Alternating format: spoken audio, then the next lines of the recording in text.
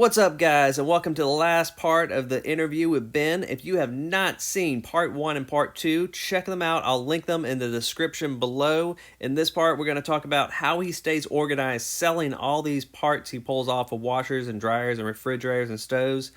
eBay is a super complicated business, and he goes into a little bit of his organization.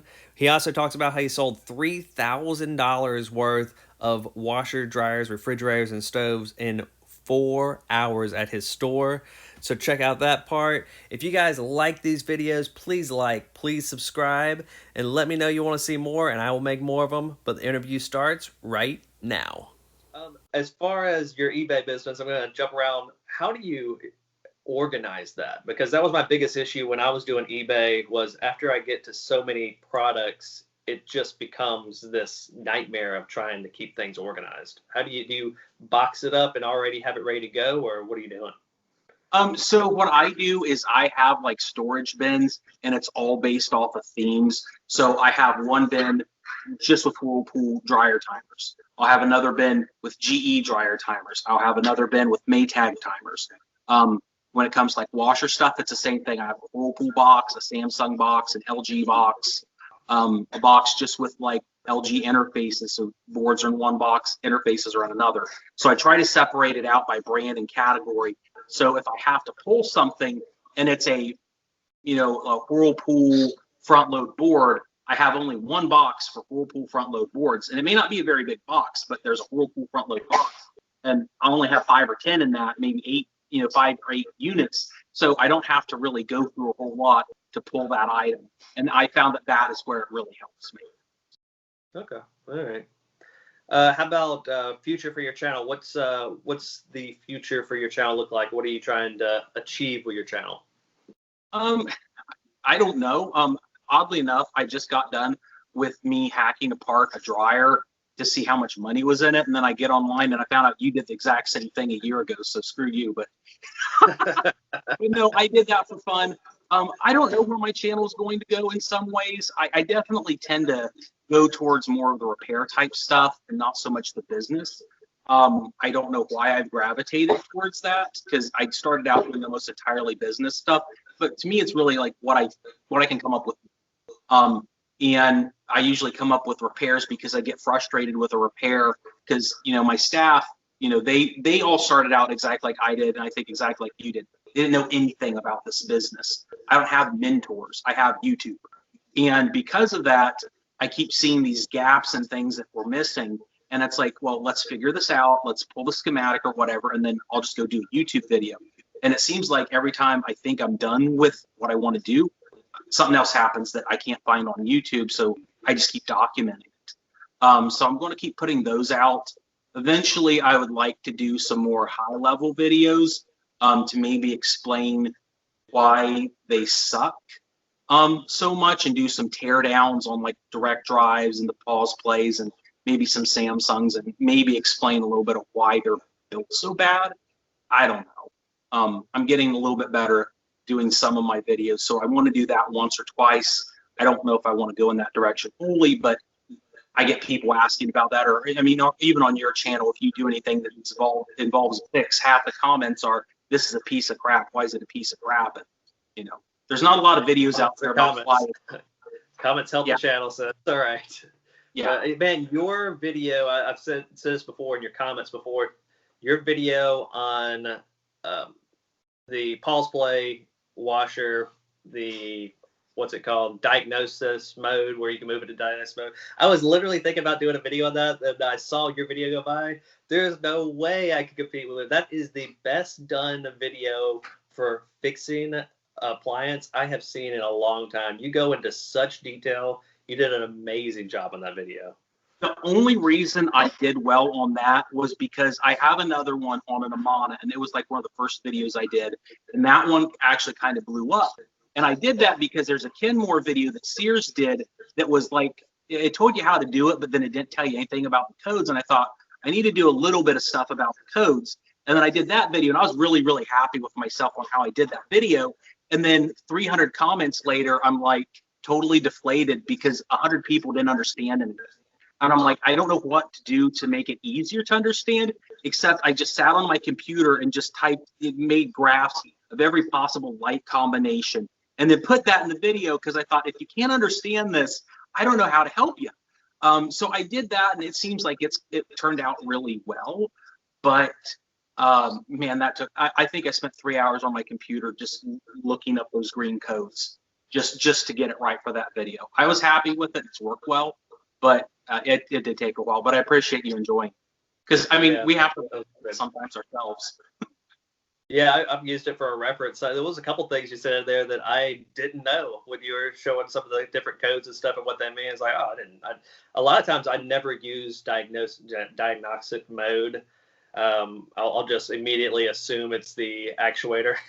So that'll be the first thing I do. And then if it's, I'll look real quick. I'll open the drum or open the lid up, and if it's broken, that little white piece across the back, I'll assume the suspension rod's bad. So I'll just replace that first. And like, it's very rare that I get to move on to the code, because those two problems are like, that's 90% of the problems of that machine.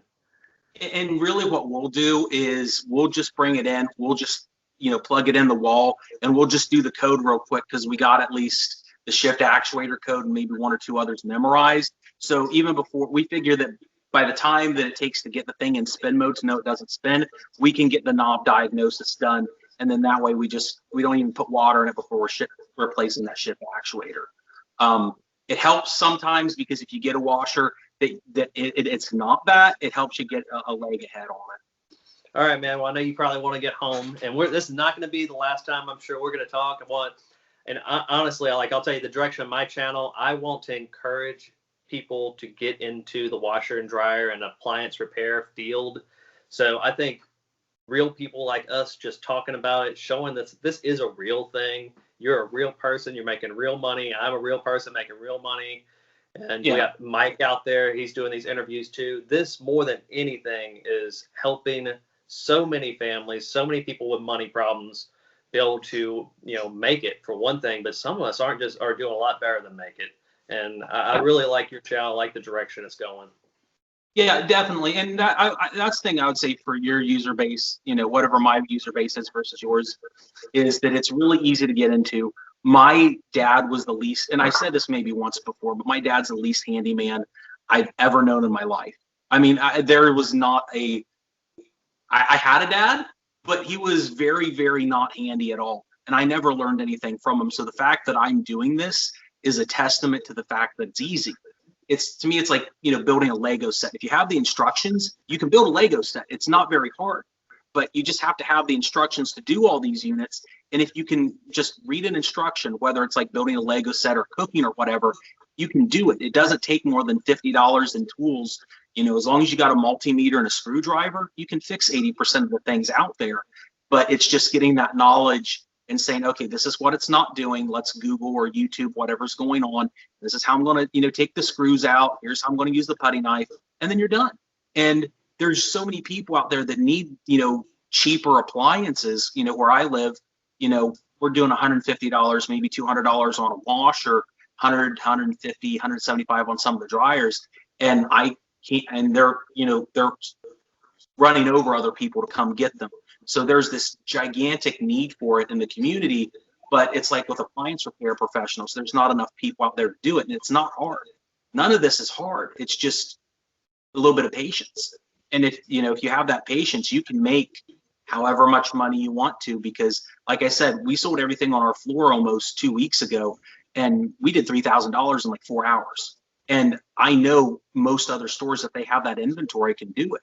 You can make as much as you have the time to do. So it's a really good field to get in, and I'm really happy to be in it. That's why I do the YouTube videos, to kind of give back to other people. And you do that to get people into the field too, because I've had people say, why are you doing these videos if you're going to have competitors, to your business? And I look at them and say, screw you. I don't have competitors. I have myself in my county, and more people have gotten out of this business since I started than they've gotten in. So if what I do encourages 20 or 30 people to get into it, there's a whole country, and I'm not going to have any competition. I'm not going to fight people for the scrap stuff, because there's a million units at my scrap yard. They're not going to change that. But maybe someone can learn and do it somewhere else and, make some money for their family, even if they have a garage. I have a lot larger facility, but I didn't start with this. I started in a craft mall and, with 300 or 400 feet. And I started beating out everyone else at the craft mall doing washers and dryers. And it's now all this. I mean, I got 10,000 square foot here. It's not efficient at all. None of this is very efficient. It's all hodgepodge, but I got 10,000 square foot for this entire building here. And if I had this whole thing packed out with product, I would still sell it all because that's the need. And it's a process. It's a very big process to get people on board to fix things. But I mean, I'm doing okay so far, I think. Yeah, it's one of those. I think there's so much scammy type stuff on YouTube that when real people like us come out and be like, oh yeah, you can make decent money on the weekend. And this is one of those businesses too. It's so crazy. You can do it in your spare time. So few businesses can you actually work from home. Can you actually make money in your spare time? I literally, the other night I was at like 3 a.m. I just was up, could not get to sleep, and I was working on a dryer and I just walked out there and I finished up the dryer. It's like, I like honestly it wasn't money right then, but like it's done. I was able to work from home. It's a great opportunity for so many people, and you can get your family involved in it. I had my wife; she was home before, and I wasn't home, and she gets the money from the guys. They load it up, or she'll buy it from the scrappers when they bring it by. It can definitely be a family business. Oh yeah, anybody can do it. I mean, I got my 9-year-old in the background, and she keeps asking, Daddy, when are you going to pay me to clean a fridge? And I'm like, as soon as you can reach the drawers, or I can get enough ladder. As soon as you pay rent. Yeah. Yeah. All right, man. Well, let's plug each other's channels for a second. This is Ben with Ben's Appliance and Junk. Check out his channel. Do you have any other stuff you do? Do you Facebook, Instagram, anything like that? It's entirely YouTube based. I mean, I got a Facebook page for my business to sell on, but I do Facebook Marketplace 100%, to where I don't even really use the Facebook page, to be honest. And that's an entirely also Facebook Marketplace. 100% Facebook Marketplace. All right. Do you ever have any issues with getting kicked? I got kicked once from Facebook Marketplace. Careful. I've never had any issues. I have very high ratings on Facebook Marketplace. Cross your fingers and stuff. I haven't had problems with it. I mean, I get complaints and stuff sometimes from the buy-sell trade groups, but the actual marketplace, I haven't had issues with. I think that's what happened with me was the buy-sell trade groups got me knocked, and I'm having to use my wife's profile to put ads on now, but like I cannot get unknocked. I've asked for forgiveness from the Facebook, but like there's nothing I can do about it. I'm just knocked, and I can't put ads on with mine anymore. But I'll just use my wife's profile. It's not that big a deal. It works. Yeah, it works. All right, man. Well, we'll see you next time. I'm sure we're going to do this again. And hey, anybody wants to comment, put them down below. Check out Ben's channel. Check out my channel. Put some comments, and we're going to keep doing these things. We'll see you next time, Ben. Sounds good. See ya. Later. All right, that's it, guys. If you haven't seen part 1 and 2, go check them out. I'll link them in the description below. Again, thank you, Ben. Great interview, and we'll see y'all next time.